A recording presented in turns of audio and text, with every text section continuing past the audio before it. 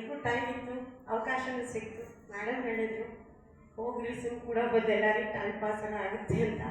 ಅಲ್ಲಿವರೆಗೂ ಅತಿಥಿಗಳು ಬರೋವರೆಗೂ ನನಗೂ ನಡೆಸ್ತಾ ಇರ್ತೀನಿ. ಓಕೆ, ಸೊ ಕೇಳಿ, ಇವಾಗ ಎಲ್ಲರೂ ಹೋಗಿ ಒಂದು ಮಾಸ್ಕ್ ಹಾಕೊಂಡಿರ್ತಾರೆ. ಈ ಕಣ್ಣಿಗಂತೂ ಕಾಲೇಜ್ ಹುಡುಗಿಯರು ಎಲ್ಲ ಫುಲ್ ಕಟ್ಕೊಂಡಿರ್ತಾರೆ, ಅದು ಕಾಮನ್ ಆಗಿಬಿಟ್ಟಿದೆ ಎಲ್ಲರಿಗೂ.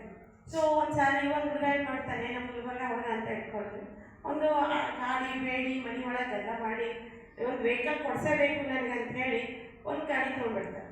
ಅಷ್ಟು ಕಾಸ್ಟ್ಲಿ ಇದು ಗಾಡಿ ತೊಗೊಂಡೋಗಿ ಪಾರ್ಕಿಂಗ್ ಮಾಡಿರ್ತಾನೆ, ಮಾಲ್ ಒಳಗೆ ಹೋಗಿ ಪಾರ್ಕಿಂಗ್ ಮಾಡಿರ್ತಾನೆ. ಒಂದು ಪಾರ್ಕಿಂಗ್ ಒಳಗೆ ಯೂಶ್ವಲಿ ನೋಡಿರ್ತೀವಿ, ಒಂದು ಗಾಡಿಗೆ ಏನಾದ್ರೆ ನಾವು ಕೈ ಹಚ್ಚಿದ್ರೆ ದನ ಎಲ್ಲ ಬಿಟ್ಬಿಡ್ತಾರೆ. ಸೊ ಆ ಥರ ಪಾರ್ಕಿಂಗಿಗೆ ಒಂದು ಹುಡುಗಿನೂ ಹಚ್ಚಿರ್ತಾಳೆ.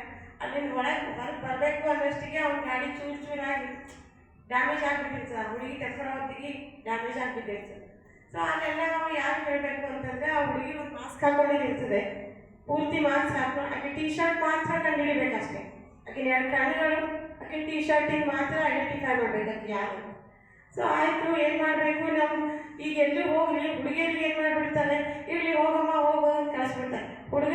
ಹುಡುಗಿ ತಪ್ಪಿದ್ರು ಕೂಡ ತಪ್ಪು ಹುಡುಗಿದದ ಅಂತ ಹೇಳೋಲ್ಲ ಜಾಸ್ತಿ ಮಾಡಿ. ಹುಡುಗನೇ ಏನೋ ತಪ್ಪು, ಆಯ್ತಪ್ಪ ತೊಗೊಂಡು ನಡಿ, ಏನಾಗಿದೆ ಹೋಗೋ ಅಂತ ಕಳಿಸ್ಬಿಡ್ತಾರೆ. ಅಷ್ಟು ಕಾಸ್ಟ್ಲಿ ವೆಹಿಕಲ್ ಎಲ್ಲ ವೇಸ್ಟ್ ಆಗಿರ್ತದೆ.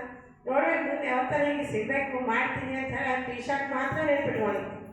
ಸರಿ ಅಂತೇಳಿ ಹಾಗೆ ಕಾಲೇಜೆಲ್ಲ ಮುಗೀತದೆ. ಮುಗಿದ್ಮೇಲೆ ಒಂದು ಜಾಬು ಸಿಗ್ತದೆ. ಜಾಬ್ ಸಿಕ್ಮೇಲೆ ಮನೆಯಲ್ಲಿ ಒಂದು ಹುಡುಗಿ ಮದ್ವೆನೂ ಮಾಡಿಬಿಡ್ತಾರೆ. ಮದುವೆ ಆದಮೇಲೆ ಹೆಂಡತಿ ಹೇಳ್ತಾನೆ, ನಡಿ ಇವತ್ತು ನನಗೆ ಸಿನಿಮಾ ತೋರಿಸ್ತೀನಿ ಅಂತ ಹೇಳಿ.